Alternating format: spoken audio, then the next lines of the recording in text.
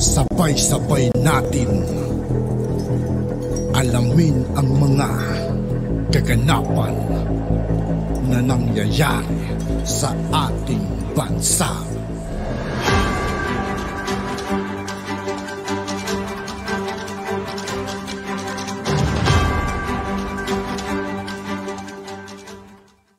Yo, what's up mga kaibigan? This is I2K po again.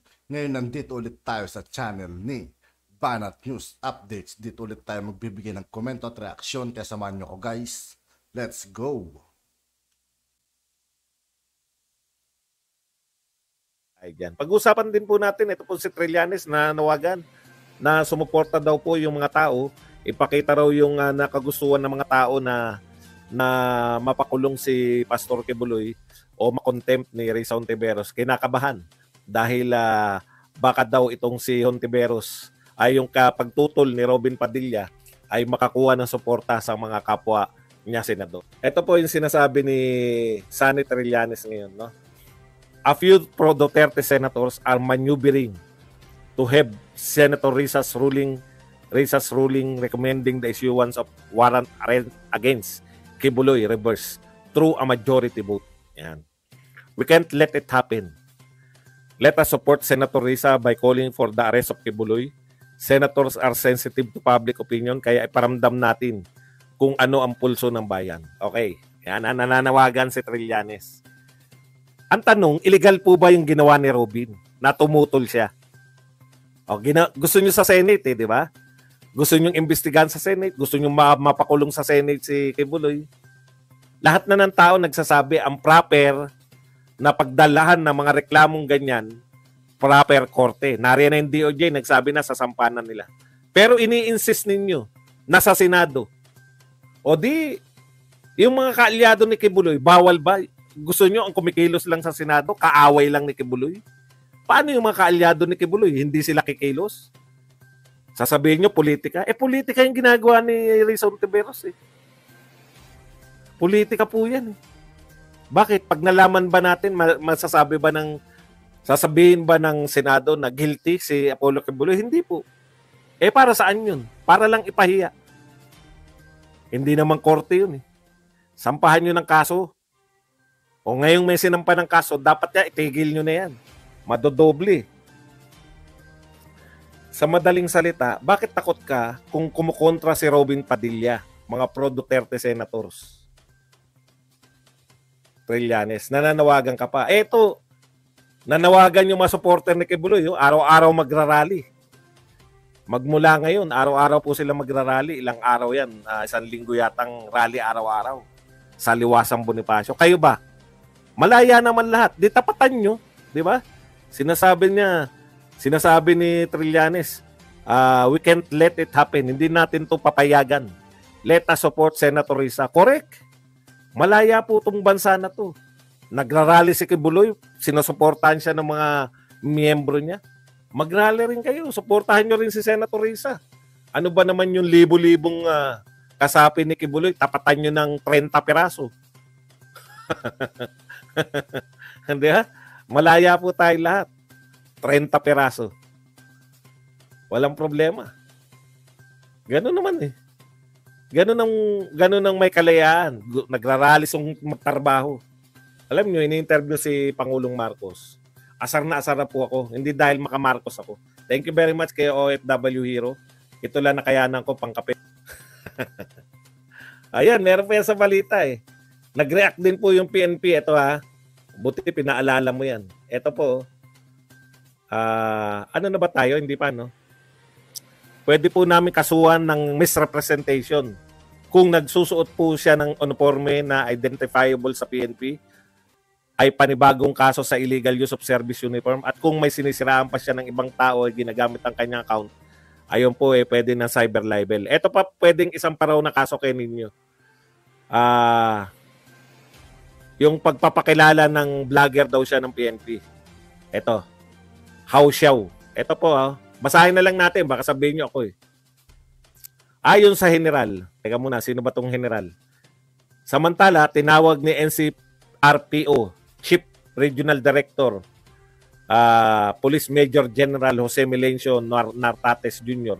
Nahausyaw ang vlogger na si Nino Barsaga. Ito po ay matapos napag-alaman na nagpapakilala di umano itong official vlogger na National Capital Region Police Office. Hindi ko po alam to na nagpapakilala pala si Nino na official vlogger ng NCRPO. Ito po ay laman ng balitang SMNI. Yan, sinasabi natin mga source natin. Ayon po kay General Nartates, alam mo kung sino mga vlogger namin? Mga pulis ang vlogger ng PNC kasi pulis nga pero yung vlogger na civilian or outside sa amin, paano masasabing vlogger namin? They are on their own. Yan po, no? So hindi po kasama si Nino Barsaga dahil mga pulis daw yung kanilang mga vlogger. Okay. Bakit ba siya kasi kayo ginaganon? Yan pa tanong ng ni General Nartates sa mga taga-SMNI. Supposed to be magkakampi tayo. Sino nagpapagalaw doon? Hindi naman PNP ang nagpapagalaw doon. Ayan, may nagpapagalaw daw. Di umano. Yan po ang mga source ng information ngayon ng mga vlogger ng BBM at mga tambalos-los. Siguro, hindi ko naman napapanood lahat ng mga vlogger Yung mga ilang vlogger na napanood ko, talagang binalita nila yan, di ba? Yung mga karelasyon daw ni Sara.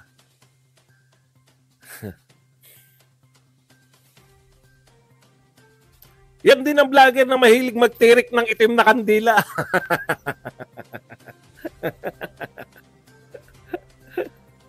Pinagtirik ako na itim na kandila niyan. Ako wala akong tiwala sa mga taong ganyan si Nino. Kasi nakasama ko yan Wala kaming si Nino, sikat na yan, no? Sikat na yan si Nino nung nagkakilala kami. Ulitin ko sikat na yan si Nino nung nagkita kami, nagkakilala kami.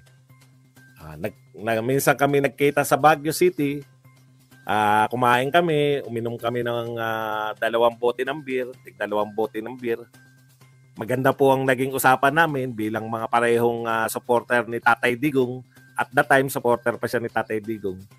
Tapos, siyempre sasama loob mo kasi wala kang pinakitang masama sa kanya di ba? Porket nagbago lang kayo ng sinusuportahan. Nag-ano siya Kung di ako nagkakamali, Isko siya, ako, BBM Sara, Uniteam. Pinagtirik ako ng kandila. Sabi ko, mahirap pagtiwalaan yung mga ganitong tao. Yung hindi mo nagawan. Yung isang vlogger na sikat na. Nung nagkita kami, tapos hindi mo naman, wala akong natatandaan na ginawa ko sa kanya o sinabi na masama. Pinagtirik ka ng kandila, itim. Sabi ko, mahirap pagtiwalaan tong tao na to. Kaya gulat na gulat ako rito sa mga vlogger ng tambalos-los Talaga, yan ang source nyo ng information. Meron kasi kaya ko sila kinakantyawan. May personal akong kay Nino.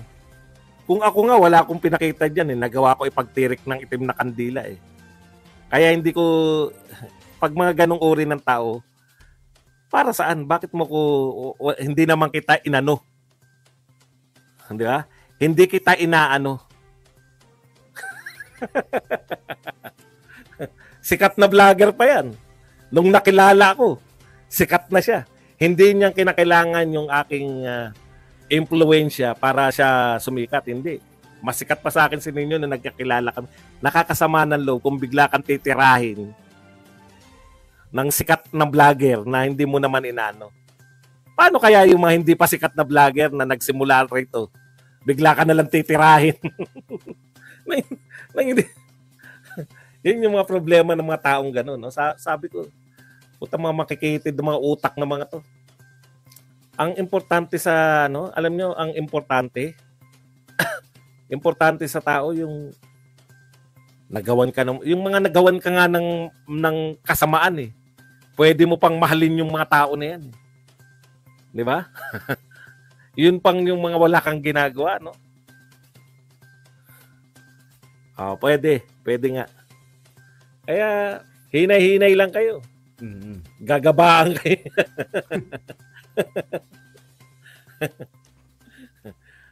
Tama na. Ay, dyan. At yun nga po mga kaibigan, dito po nagtatapos ang ating reaction video. Muli ako po si I2K ng Sundalo ng Dunggalo. Maraming salamat sa patuloy na pagsuporta. Yeah, peace out.